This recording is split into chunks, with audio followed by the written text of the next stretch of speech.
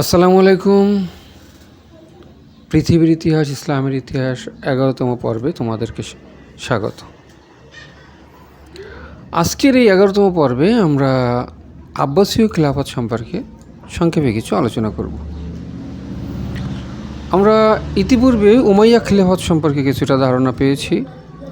আজকে আব্বাসীয় খিলাফত সম্পর্কে আলোচনা করব। আব্বাসীয় খিলাফত বলতে রাসূল সাল্লাল্লাহু আলাইহি ওয়াসাল্লামের চাচা আব্বাসকে বোঝাচ্ছে। রাসূল সাল্লাল্লাহু আলাইহি ওয়াসাল্লামের চাচা আব্বাস, যাকে রাসূল সাল্লাল্লাহু আলাইহি ওয়াসাল্লাম খুবই সম্মান এবং শ্রদ্ধা করতেন। বয়সে তিনি রাসূল সাল্লাল্লাহু আলাইহি ওয়াসাল্লামের প্রায় সমসাময়িক ছিলেন, প্রায় কাছাকাছি বয়স ছিল। তো এই রাসূল সাল্লাল্লাহু আলাইহি ওয়াসাল্লামের চাচা আব্বাস অত্যন্ত জ্ঞানী, বুদ্ধিমান, বিচক্ষণ এবং অত্যন্ত দৃঢ়চেতা একজন মুমিন ছিলেন। ইসলামের খেদমতে তার অবদান অসামান্য, অনেক অবদান রয়েছে। তো এই রাসূল সাল্লাল্লাহু আলাইহি ওয়াসাল্লামের চাচা আব্বাস, তার ছেলে ছিল আবদুল্লাহ। এই আবদুল্লাহ ছিল ইতিহাস হাদিস বর্ণনাকারীদের মধ্যে অন্যতম শ্রেষ্ঠ। সেই হিসেবে তার চাচা আবদুল্লাহর মর্যাদা আরও বেড়ে যায়। রাসূল সাল্লাল্লাহু আলাইহি ওয়াসাল্লাম চাচা আব্বাসের ছেলে যে আবদুল্লাহ, সেই ইতিহাস হাদিস বর্ণনাকারীদের মধ্যে অন্যতম শ্রেষ্ঠ হাদিস বর্ণনাকারী। তো সেই হিসেবে তার চাচার মর্যাদা এবং তাৎপর্য আরও বেশি বেড়ে যায়।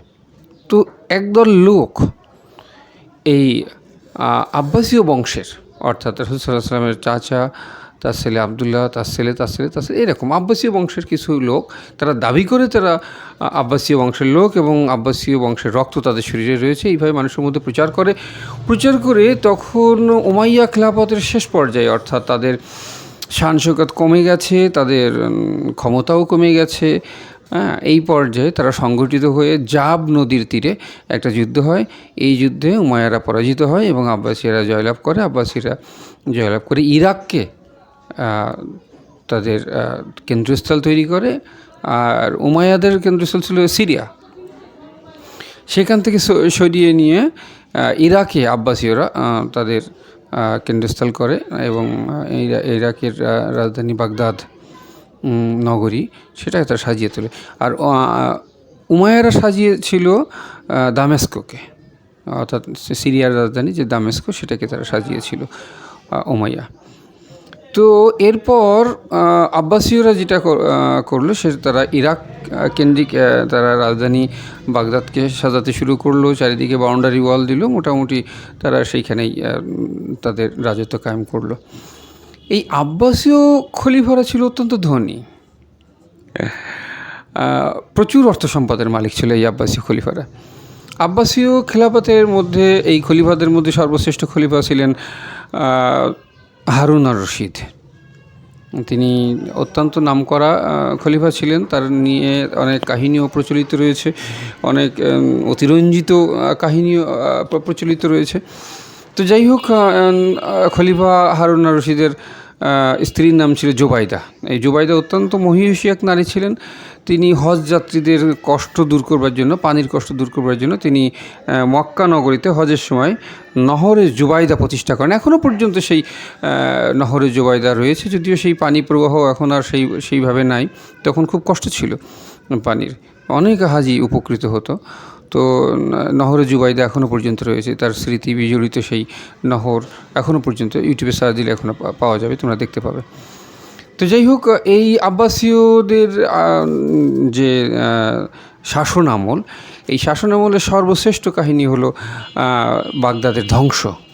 হালাকু খা, অর্থাৎ মঙ্গলরা এই বাগদাদ ধ্বংস করে দেয় এবং যত জ্ঞান বিজ্ঞানের যত বই ছিল, ইসলামের ইতিহাসের, ইসলামের ঐতিহ্যমণ্ডিত ইসলামের যত বড় বড় আবিষ্কার ছিল, যেমন ইবনে সিনা, এরকম আরও অনেক, ওমর খৈয়াম, আল বিরুনি সহ যারা ইসলামের অনেক বড় বড় গবেষক ছিল, বড় বড় গণিতবিদ ছিল, জ্যোতির্বিদ ছিল, এদের যত বই ছিল, যেমন তোমরা হয়তো জানো কিনা জানি না, যে রক্তের গ্রুপিং আবিষ্কার করে সর্বপ্রথম এই মুসলিম বিজ্ঞানীরা। সার্জারি করে, যে মানুষের দেহ কেটে যে রোগ সারা যায়, এটাও সর্বপ্রথম আবিষ্কার করে মুসলিম বিজ্ঞানীরা।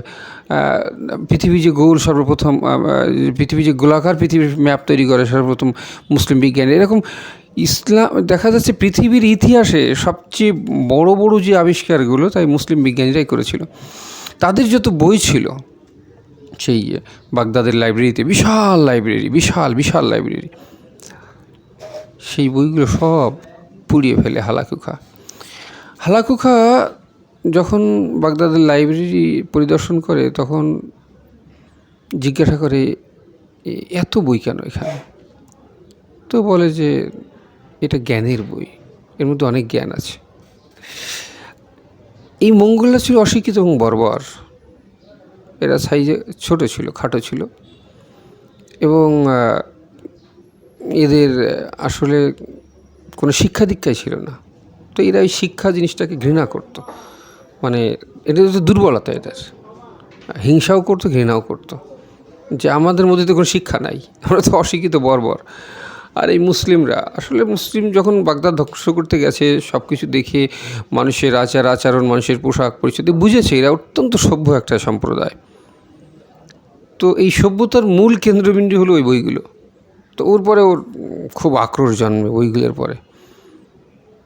ও সমস্ত বই এক করলো হালাকু খাঁ, এক করে পুড়িয়ে সেই ছাই নদীতে ফেলতে। ছাই যে নদীতে ফেলে দিল, নদীর পানি কালো হয়েছিল অনেক দিন পর্যন্ত।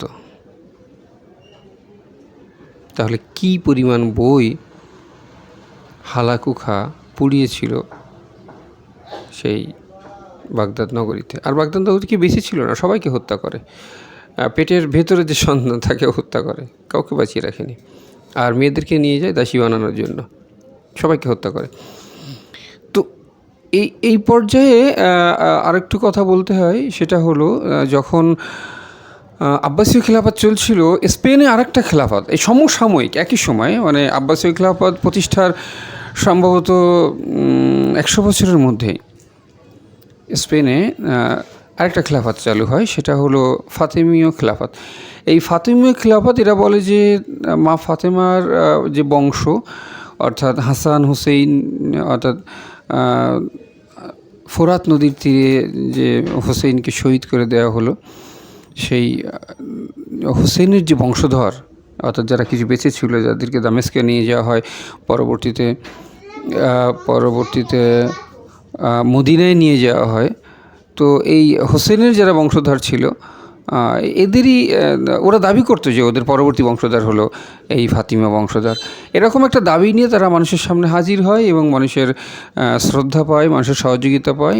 এই শ্রদ্ধা এবং সহযোগিতা নিয়ে তারা স্পেনে প্রতিষ্ঠিত হয়, এবং তারাও খুব আব্বাসীয়দের মধ্যে অনেক ধনী একটা খেলাফত ছিল ফাতিমীয় খেলাফত। ফাতিমীয় খেলাফত পরবর্তী পর্যায়ে মিশরেও প্রাধান্য পায়। আর মিশর সম্পর্কে তোমরা জানো, নীল নদের দান, প্রচুর ফসল হয় সেখানে।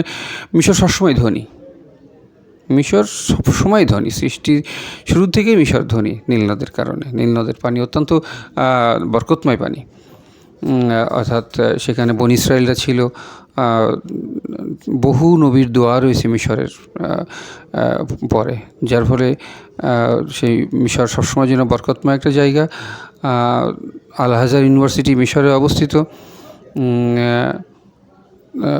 মাযহাবের একজন, 4 মাযহাবের একজন ইমাম শাফি সম্ভবত, তার কবর রয়েছে মিশরে। তো যাই হোক, মিশর অত্যন্ত বরকতপূর্ণ একটা জায়গা, বরকতময় একটা জায়গা। তো এই পর্যায়ে আমরা আগামী পর্বে যেটা বলতে চাচ্ছি, মঙ্গলদের নিয়ে একটা বড় আলোচনা করতে হবে। যতদূর সম্ভব সংক্ষেপে করার চেষ্টা করব, কারণ মঙ্গলদের সঙ্গে ইসলামের ইতিহাসের একটা ব্যাপক সম্পর্ক রয়েছে। এই মঙ্গলদের ইতিহাস যদি না জানা যায়, তাহলে ইসলামের অনেক কিছুই জানা যাবে না, পৃথিবীর অনেক কিছু জানা যাবে না। মঙ্গলরা পৃথিবীর ইতিহাস পাল্টে দিয়েছিল, সমগ্র পৃথিবীর ইতিহাস পাল্টে দিয়েছিল মঙ্গলরা। এবং এই চেঙ্গিস খানই একমাত্র ব্যক্তি সারা পৃথিবীর, সেই পৃথিবীর শুরু থেকে এ পর্যন্ত চেঙ্গিস খানই একমাত্র ব্যক্তি যে সবথেকে বেশি সাম্রাজ্য জয় করতে পেরেছিল। আলেকজান্ডার নয়, এটাকে আমরা তো না জেনে আলেকজান্ডার দ্য গ্রেট বলে থাকি। যদি গ্রেট বলতে হয় তো চেঙ্গিস খান দ্য গ্রেট বলতে হয়। যাই হোক, নিষ্ঠুর মানুষ ছিল চেঙ্গিস খান। প্রায় 4 কোটি লোককে হত্যা করে। এই চেঙ্গিস খানের সঙ্গে ইসলামের অনেক কিছু জড়িত, ইসলামের ইতিহাসে চেঙ্গিস খানের সঙ্গে, অর্থাৎ মঙ্গলদের সঙ্গে ইসলামের সবচেয়ে বড়, সেই সময়কার সবচেয়ে বড় ক্ষতি করে এই মঙ্গলরা মুসলমানদের শত্রু মনে করত, প্রতিদ্বন্দ্বী মনে করত এবং সহ্য করতে পারতো না। যার ফলে ইসলামের ইতিহাস বলতে গেলে মঙ্গলদের কথা অবশ্যই বলতে হবে। আগামী পর্বে আমরা মঙ্গলদের নিয়ে আলোচনা করবো ইনশাল্লাহ। তো আজকের মতো এখানে শেষ হলো। ভালো থেকো, আমার জন্য দোয়া করো। আসসালামু আলাইকুম। যদি ভিডিওটি ভালো লেগে থাকে তাহলে দয়া করে চ্যানেলটি সাবস্ক্রাইব করে দেবেন। ধন্যবাদ।